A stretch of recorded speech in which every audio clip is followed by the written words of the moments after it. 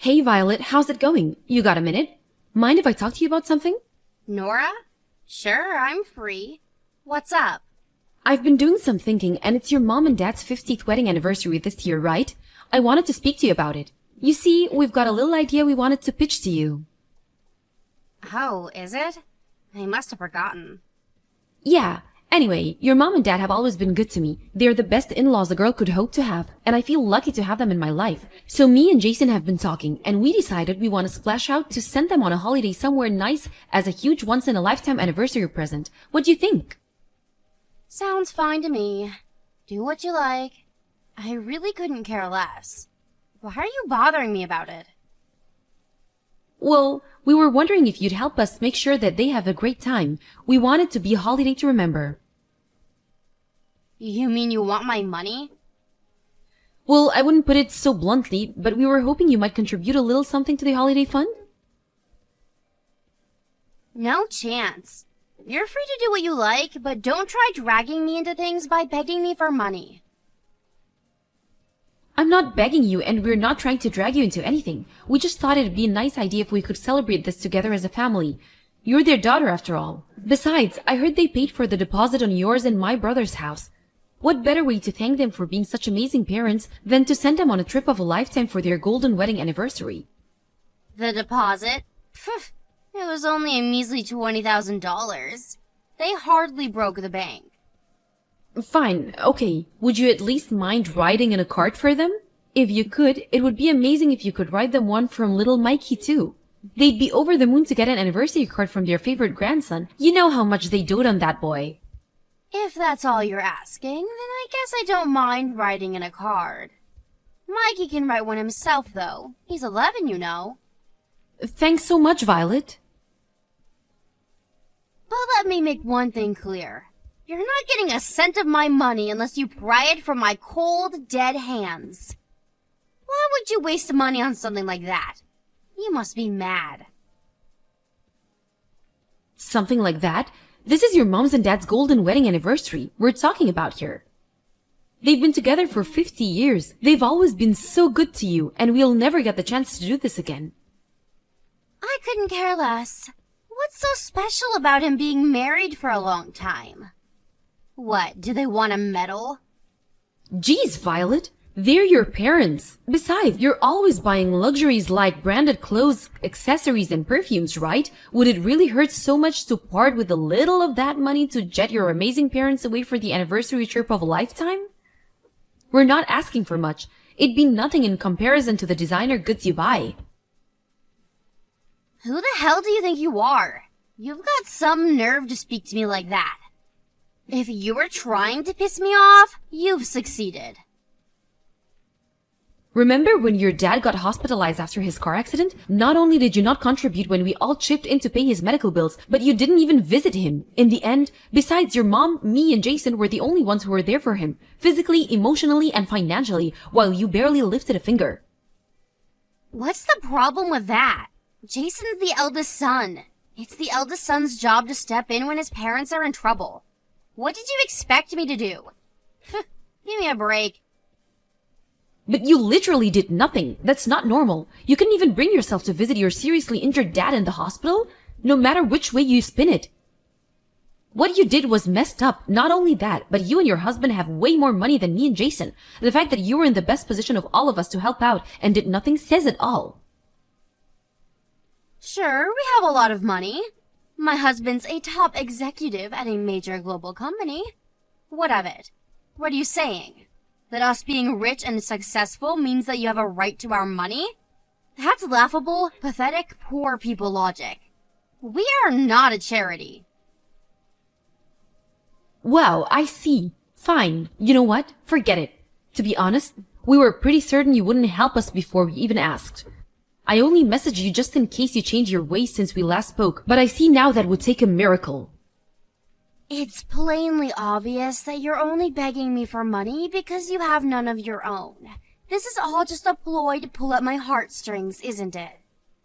How about you stop pretending you're not poverty-stricken losers and just admit your status as miserable bottom feeders? Anniversary holiday fund? Don't make me laugh. You're the last people who have the financial freedom to be paying to send other people on holiday. That's not true. Me and Jason can afford it if we pool our savings. Maybe so, but something like this must be very expensive for a low-income family like yours. Tell me, Nora, what's it like being a peasant? I imagine it must be terribly difficult to get by. I heard you use discount coupons at the supermarket. Can you imagine anything more tragic? What's wrong with using discount coupons? What's wrong? What's right? Think about it. You spend your time saving up scraps of paper to get measly $1 discounts on what was already cheap peasant food to begin with. Maybe if you'd spent your time studying and working hard to succeed in life instead, this unfortunate situation could have been avoided. What a pitiful existence. I could never live like that. I believe it. I heard all about your extravagant spending habits. You spend 3 hours at the salon every day. You dine at fancy restaurants like you're a member of the global elite. And you wouldn't be seen dead without your Pepsio Armani clothing and perfumes. How does your husband feel about you wasting his money like that? Does he never say anything? Why would he care about any of that? It's pocket change to him. When you're as rich and successful as we are, your sense of money changes. Let's say we have a little more leeway than the likes of you and my brother. My husband could care less about the occasional luxury here and there. I could be wrong here, but something tells me that just because he's away in Seattle on a company transfer doesn't mean he's okay with you blowing his hard-earned money on frivolities. If you're trying to start a fight with me, you're going the right way about it. I suggest you be very careful about what you say next. You always seem to have some kind of whining, niggling complaint every time I come over to see my brother too, don't you?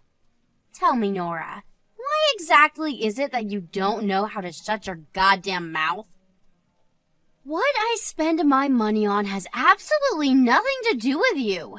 Now back off. Jason's sick and tired of your shenanigans too, you know. You're the most selfish, egotistical person either of us ever met. You genuinely think you can do whatever you like as long as it makes you happy, don't you? 'Cause screw the other people and their feelings, right, Violet? Right? I think I finally get it. This is your inferiority complex speaking. The desperate attacks of a jealous brokey. Excuse me? You're jealous of me and my luxurious lifestyle, aren't you? Admit it. I can read you like a book. That's why you come at me out of nowhere, frothing at the mouth like some rabid attack dog. Poor people make me sick. Have you no shame? Do you have no notion of how despicable it is to pester people for money like this? Or do you just not care? I've had enough of this. Your views on the world are too twisted for me to have any kind of meaningful conversation with you.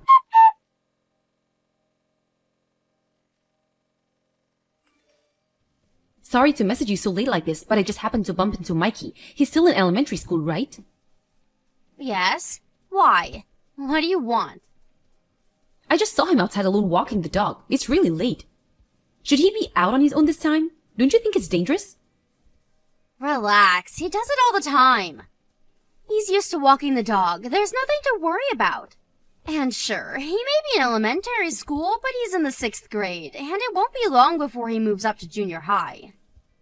But it's past 10 p.m. I get that it's not a bad neighborhood, but you still sometimes see the occasional creep. Do you think it's a good idea for him to be out alone at night? It'd be dangerous even for a junior high or high school kid at this time. Creeps?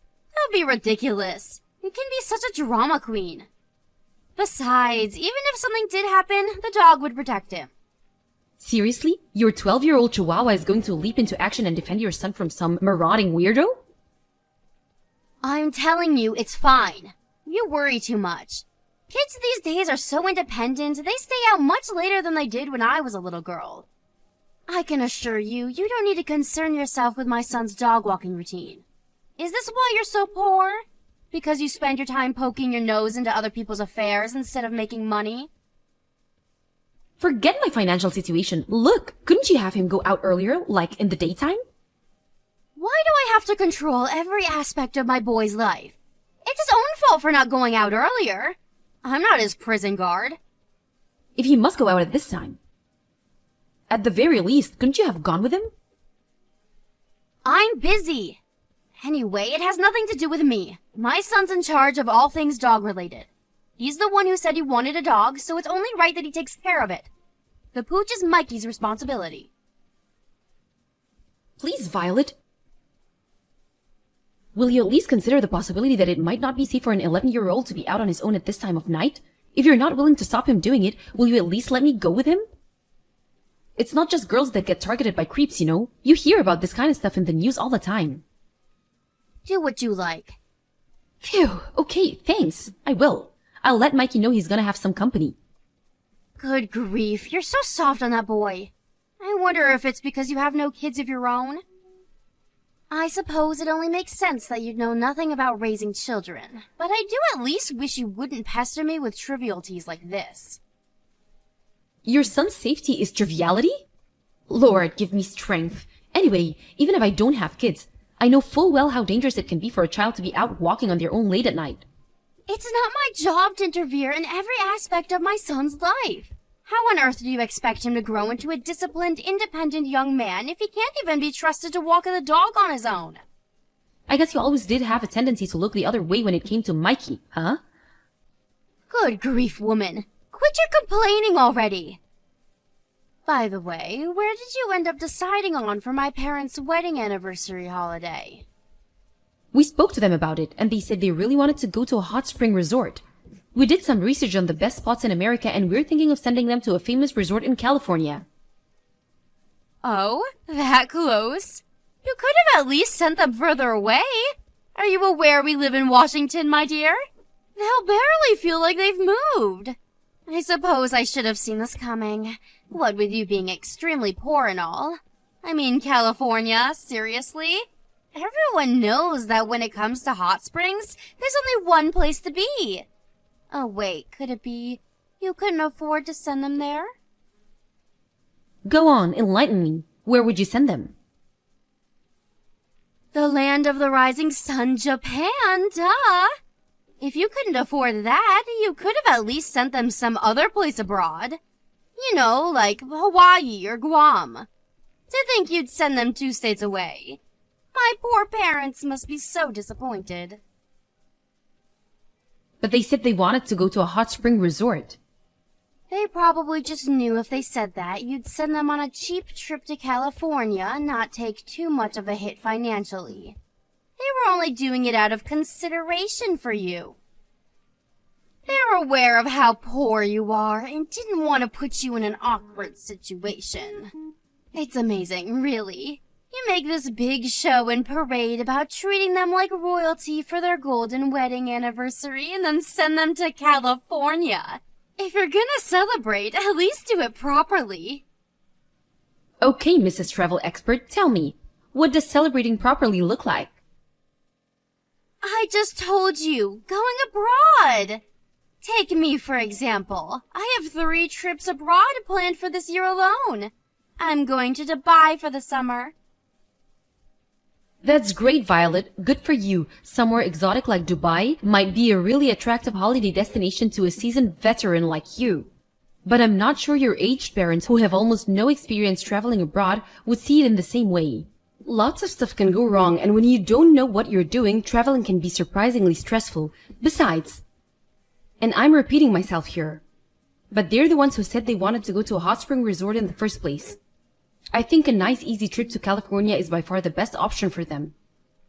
That's such a peasant-like way of looking at things. But what did I expect? You are a literal peasant after all. I can't say I don't feel bad for my poor parents, but what do I care? It's not like I'm the one paying for it. Do what you like. I will. We'll decide where your parents go on holiday amongst ourselves.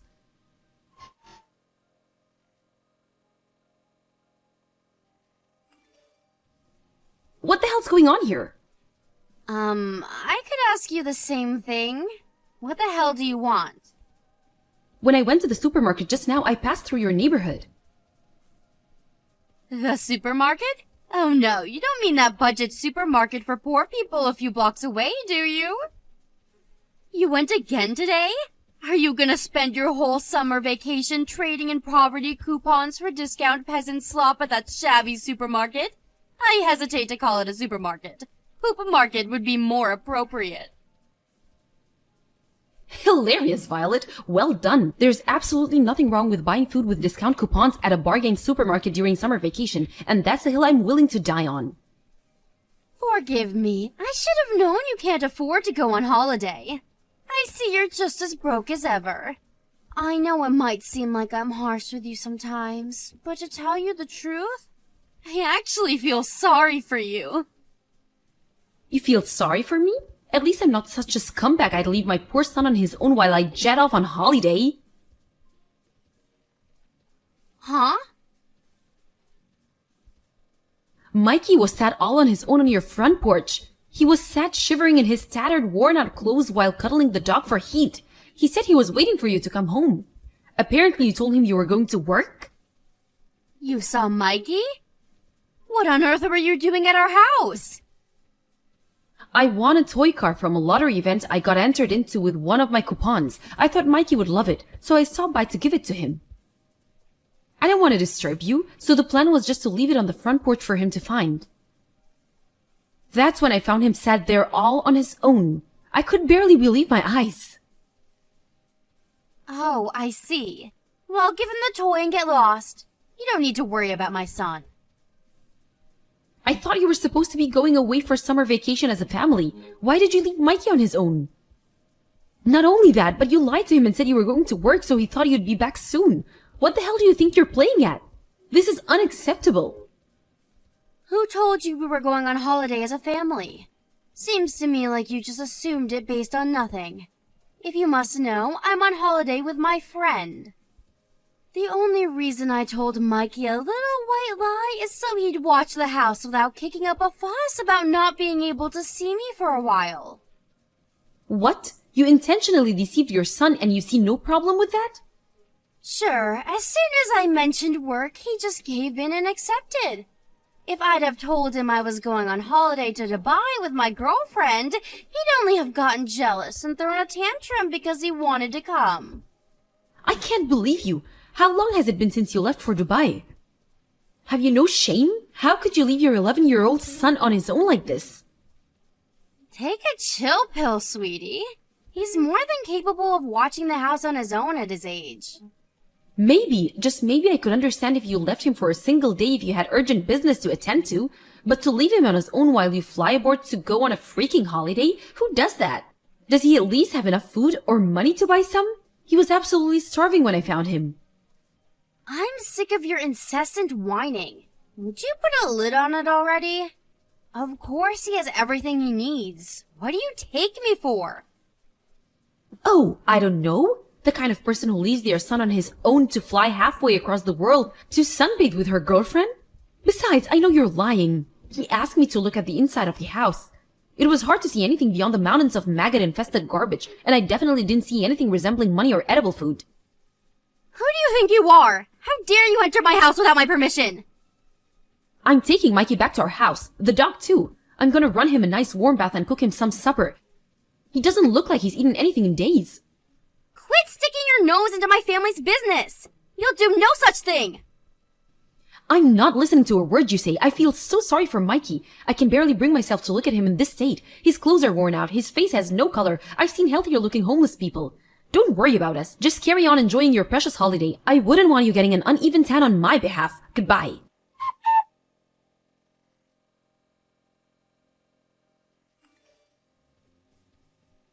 You better have taken my son back to his home where he belongs. Did you? Yes, I took him back home. He's with your husband. What? My husband came back from his work transfer? Little Mikey was in such a horrible state I had no choice but to call him. When I explained the situation, he apologized and said he'd be on the next flight home. I didn't have his number, so I had to call your mom first. No! No! What have you done? How many times did I tell you not to stick your nose in my goddamn business? You will pay for this! I must say, it looks like someone's been a very naughty girl. Your husband had no idea about your trip to Dubai, did he? But I did tell him I'd be away from the house for a little while. Maybe so, but you lied again, just like you always do. He said you told him you were going on a business trip. What's worse, you told him you were hiring a babysitter so he didn't need to worry about Mikey being on his own. That's what you told him, isn't it, Violet? Lies, lies, and more lies. I gotta say, I've never seen your family this angry before. No. I didn't mean to hire a babysitter. That wasn't a lie. But she canceled on me at the last minute.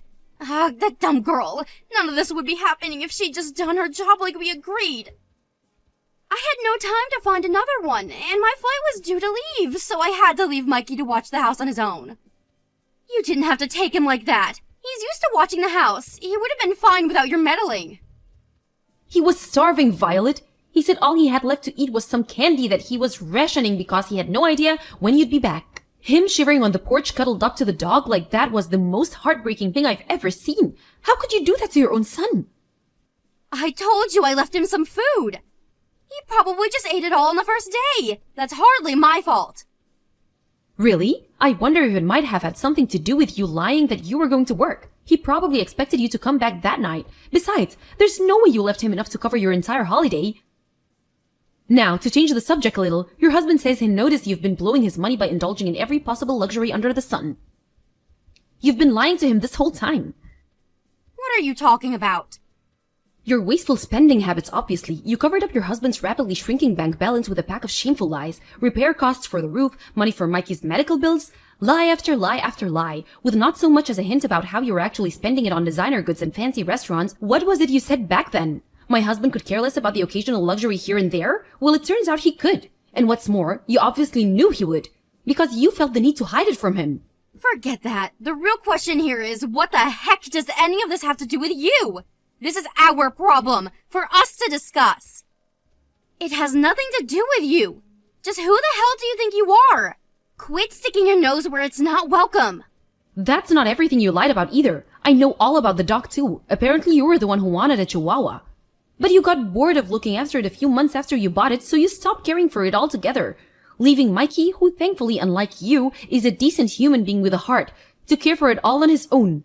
How does it feel knowing your 11-year-old son has more sense of responsibility than you? I get it. My brother Jason's probably mad at me, isn't he? I bet this is all coming from him. Admit it, you're just his mouthpiece. Here's what I'm going to do. I'm going to come over and see him as soon as I get back from Dubai, and I'll hear out everything he has to say. Can you please tell him to put a lid on this endless whining for the time being? Jason's far from being the only one who's mad with you. I'm acting your husband's mouthpiece here too. My husband? Mad doesn't do it justice. This goes beyond mere anger. He's absolutely livid. I've never seen him like this. And who can blame him? You've behaved despicably, forced to jump on the next flight home on a moment's notice from his work transfer out of state after finding out his pathological liar of a wife abandoned his son to jet off to Dubai, probably causing all sorts of problems for his company. And if that wasn't bad enough, he then realizes she's been spending his money like it grows on trees behind his back for God knows how long. Is he really that angry? He's so infuriated he looks ready to explode at any moment. He's even saying divorce is on the table. What? Divorce? Isn't that a bit drastic? Why would he go straight to divorce? Surely we can talk this through. I don't know. Geez, whatever could it be? Maybe it has been something to do with him messaging you every day to ask how Mikey was doing, and you telling him barefaced lies by pretending you were actually with him, and that he was absolutely fine? I don't know, Violet. Do you think it could be that? Maybe? Just maybe? You obviously knew what you were doing was wrong. Otherwise, you wouldn't have lied about it. Wrong! Mikey really was fine! If you think the disheveled, malnourished mess I found shivering in the cold on your front porch was anything resembling fine, I suggest you go and get your eyes checked out right now. Actually, scratch that. You need to see a shrink. 'Cause you've got a screw loose. Your husband's talking about divorcing you and taking you to the court over custody of Mikey, and if we're honest, after what you did, he'll almost definitely win. I think you should start preparing yourself for your inevitable ejection from the premises when you get home. What? He's gonna kick me out of the house now? Isn't this all too much too soon? What happened to reasonable discussion? It went out the window the moment you decided to abandon your 11-year-old son to go on holiday. Let's hope he lets you gather your belongings when you get back. Maybe if he's feeling extra kind, he'll let you camp out in the yard. Look, fine, I admit it. It could be argued that I told my husband a few too many lies. But even still, don't you think going straight from 0 to divorce is a bit drastic? Is he okay with me being homeless? Are you? Could you really sleep at night with me out on the streets? Yes, we're all in agreement. It wouldn't bother us in the slightest. And sure, we'd sleep like babies, thanks. No one here wants to help you. You don't have a single sympathizer in this family. We'd sooner throw our money into a black hole than waste it on a selfish, arrogant narcissist like you.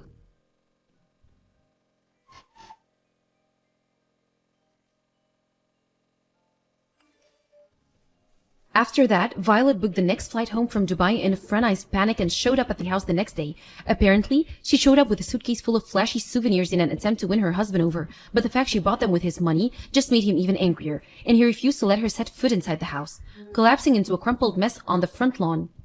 She stayed outside the house for several hours, crying, screaming, and begging her husband to forgive her. Naturally, he completely ignored all of it, having no intention of forgiving her for as long as she lives. He continued with the divorce proceedings as planned. The two of them went through divorce court, and while I don't know about the finer details of the ruling, I don't know that her husband won full custody of Mikey, and the two of them immediately moved as far away from her as they possibly could. Both Mikey's mood and physical condition improved remarkably within a few days of moving in with his dad, and now he's been bright, energetic, healthy young man, and he always should have been. Mikey wasn't the only one who moved in with his dad. His beloved dog came with him too. He walks him every day without fail. My sister-in-law Violet, on the other hand, who had already been kicked out of her parents' house without a single dollar to her name as a result of her reprehensible behavior, had the gall to show up at mine and her brother's Jason house, begging for money. She got on her knees before us and pleaded, "I need money, please. It doesn't have to be much, please. I'm begging you." My husband, who must have been in an extra kind mood that day, tossed $1 on the ground before her, before saying, "Never come anywhere near me or my family again." Oh, the irony?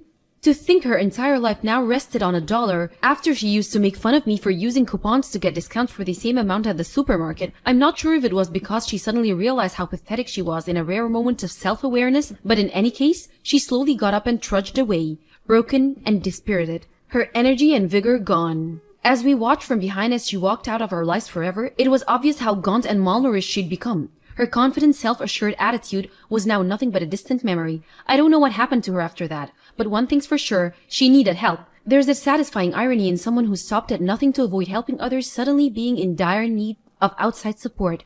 I hope she realizes what an arrogant, selfish fool she's been. But I'm not holding my breath.